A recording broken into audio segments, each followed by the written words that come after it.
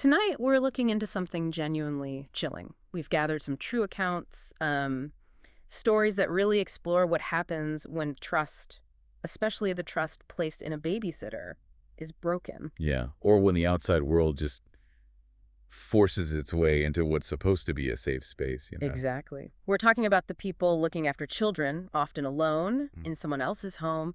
These stories look at when that situation turns terrifying. And the vulnerability is immense, isn't it? Often late at night, unfamiliar house. Mhm. You're responsible for kids. It's a heavyweight. Totally. And these accounts show just how precarious that can be. Let's start with the first one. It's about calculated violence down in Mexico. Okay. So the narrator's cousin was babysitting for this woman, Claudia. She was a former schoolmate, apparently quite wealthy, lived on like the best street, very affluent lifestyle. Right. And that kind of wealth, especially if it seems sudden, can attract the wrong kind of attention. The source mentions extreme security measures. Oh yeah, definitely. State-of-the-art systems, cameras everywhere. Outside, sure, but also inside the house. Multiple cameras inside. See, that level of internal surveillance, that's not just about deterring burglars.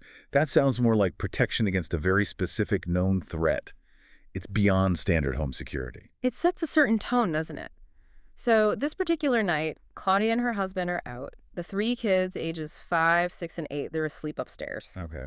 It's about 10:00 p.m. The cousin is in the kitchen, just, tidying up or whatever. And she gets this feeling, looks at the window, and there's a man just standing there, staring in. Wow. Just there. Yeah. He taps the glass. She cautiously opens the window just a crack. He apologizes for startling her, seems polite enough, but she described his look as harsh. He asks, is this the Hernandez residence? And something just felt completely wrong to her. Asking for the owners at 10 p.m. through a window, no way. Instinct kicked in. Right. So she lies, says no, wrong house, and basically shoos him away. Sends him off. Smart move. Quick thinking. Definitely. The second he's gone, she calls Claudia and her husband, tells them about the guy.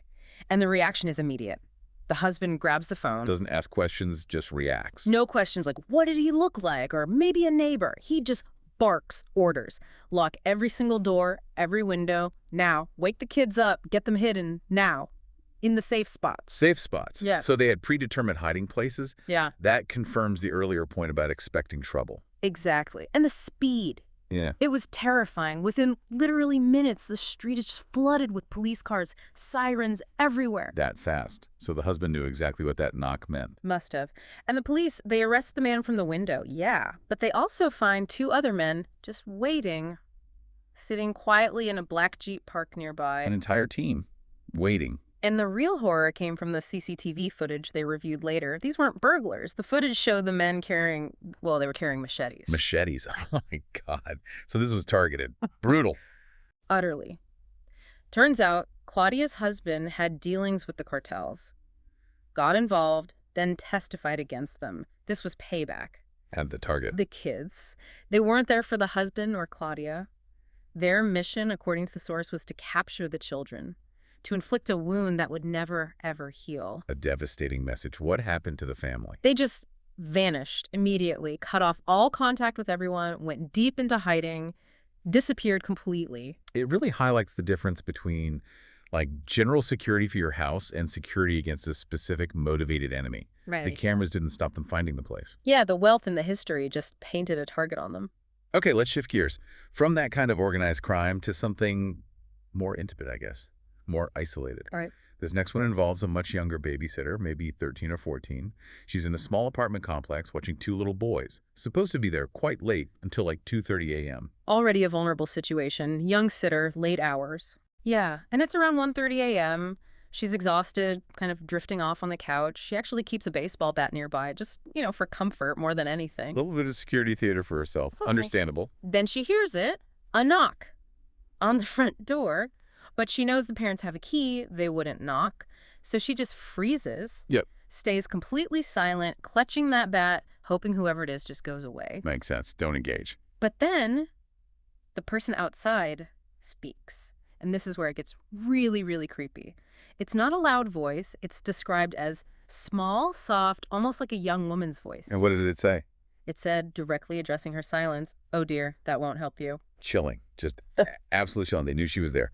Knew she was trying to hide. It's psychological warfare. Totally. Her blood runs cold, and then her eyes drift across the room to the sliding glass patio door. The blinds were open. Oh, no. And standing right there on the patio staring in is this figure. She just described it as very short and white. She completely loses it, screams, pure adrenaline. Fight or flight kicks in. She scrambles, shoves a heavy dresser in front of the kids' bedroom door, barricades herself and the boys inside.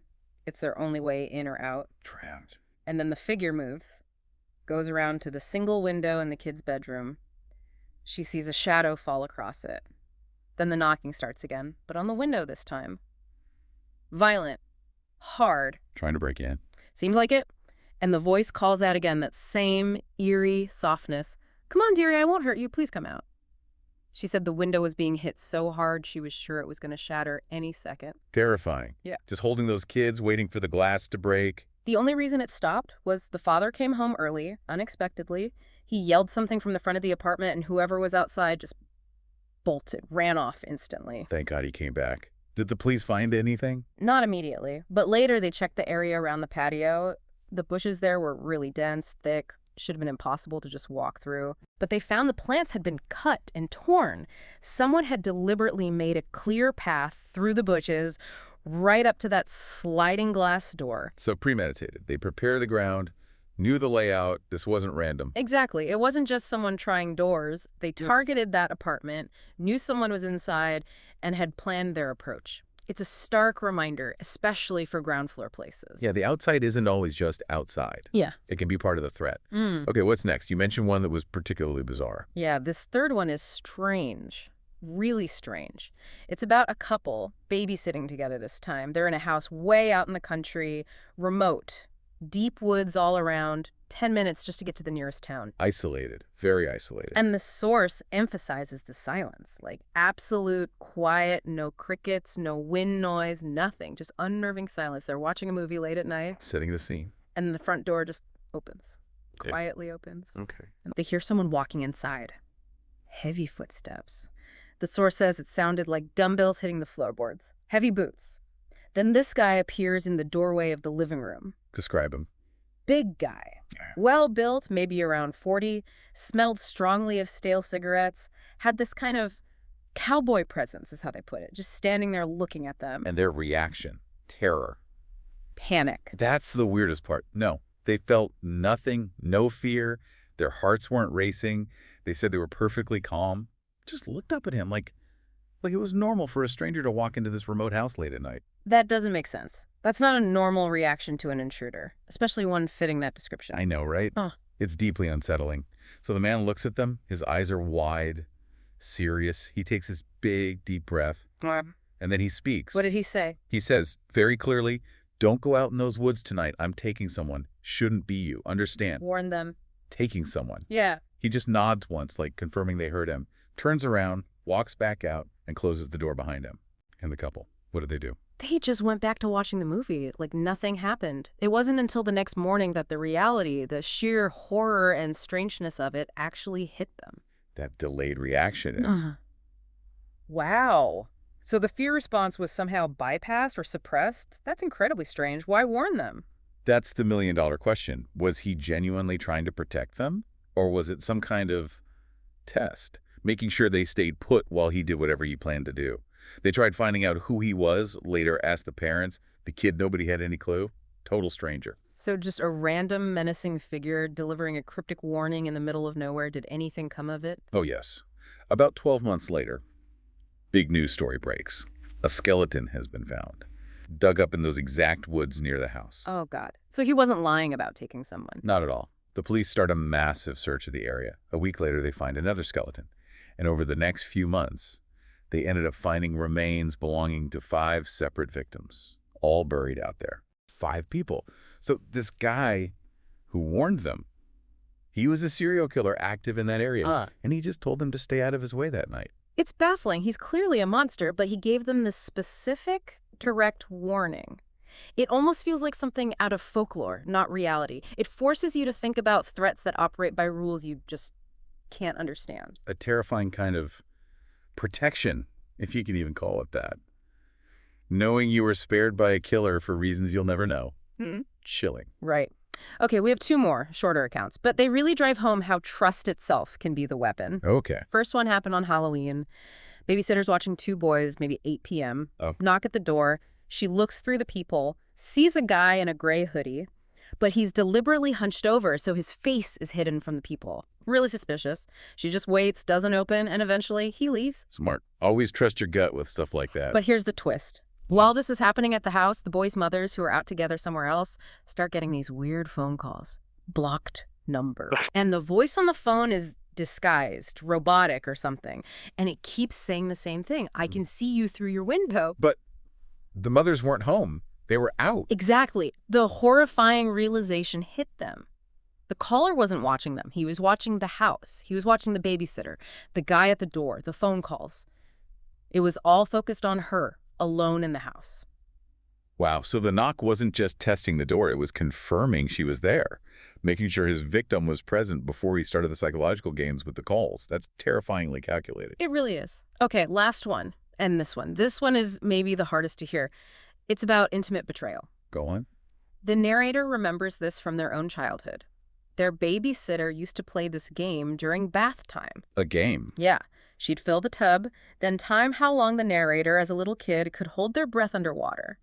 The babysitter would physically hold their head under the water while timing it. Hold their head under. That's not a game. But the narrator, being a small child, genuinely thought it was. Just a weird, slightly scary game their babysitter liked to play. Harmless fun, in their mind. The innocence of a child not recognizing extreme danger disguised as play. That's horrifying. How casual it was. It gets worse. Years later, when the narrator was much older, the babysitter had long since disappeared from their lives. Their mother finally told them the truth. Which was? That same babysitter. She had been arrested years before babysitting the narrator for drowning another child she'd been looking after. She'd gone on the run, evaded capture, and somehow ended up back in childcare in their home. Oh my God. So she was a fugitive. And she was. The mother spelled out the sickening implication. Every time she held the narrator's head underwater, timing them, she wasn't playing a game. She was using the narrator as practice. Practice for killing again. That is, beyond words. The ultimate violation of trust happening right under the parents' noses, disguised as care. It really shows that the danger isn't always the stranger lurking outside. Sometimes it's invited right in. Absolutely. That story illustrates the failure to see malice when it's wearing a familiar face. It's a devastating thought. So when you look at all these stories together, the cartel threat, the stalker at the window, the killer in the woods, the predator in the bathtub, there's this common thread, isn't there? Definitely. It's that fragile line between feeling safe, feeling secure in a home, and absolute terror. And the babysitter is often right on that line, alone. Yeah, they become the sole guardian when that line is breached, whether by external forces or from within. And we tend to focus on the outside threat, the stranger. But these accounts really hammer home that sometimes the most profound danger comes from someone you know, someone you trust implicitly. It leaves you with a really unsettling question, doesn't it? It does. How much can you ever truly know about the person you let into your home, into your family's life, especially when you're not there? What happens in the quiet moments? We really hope these accounts serve as a stark reminder, maybe make you all a bit more cautious, more aware. Please, stay safe out there. Definitely. Be vigilant. And hey, if you're interested in more stories like this, exploring true horror and chilling crime cases, please make sure to like, share, and subscribe to our channel, Horror Docs. That way, you won't miss out on our next exploration into the dark. Your support really helps us keep bringing these accounts to light. Thank you so much for tuning in and listening with us tonight.